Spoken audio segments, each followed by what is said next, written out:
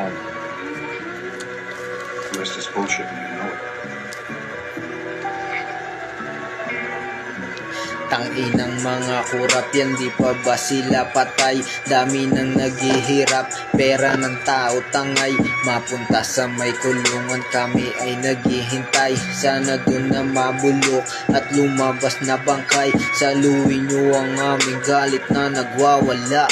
Ito'y karma, hindi banta sa inyong ginagawa. Kapag nagkaisa ang tao, walang magagawa. Para kayong nilanggam na pagkain na dinura. Ang ganda ng Pilipinas, binababoy nyo lang. Kasamaan nyo ay alam na rin ng sanlibutan.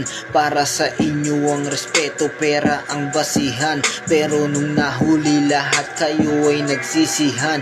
Nagtuturoan ng mga tanga, pilit sinasabing malinis sila. Wala raw nangyaring kabalastugan, pero kaba ng bayan ay ubos na. Dami na rin taong nagtataka, bakit mas yumayaman pa sila?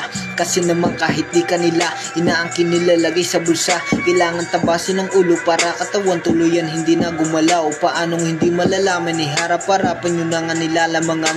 Ganda ng pangako nyo na may pagbabago, lokohin sarili nyo na lang. Sawa na kami makipagtangahan, wala rin naman di mapupuntahan. Tama diba? Abuso kayo, di na mapigil kasakiman nyo. Laging binobobo ang tao para lang bumoto. Talagang kawawa sa'yo, kaya ito kami. Kumilos na po, hindi to kami at nakatayo upang itaboy na sa pwesto at sabihin na sa pera patay gutom kayo.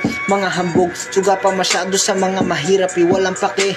Mga tuso, buraot palagi sa pagpapayaman, nagmamadali, walang silbi. Mga sinabing sa kahirapan ay makakaalis. Sanay na rin naman kami, ngayon gusto namin kayo'y umalis.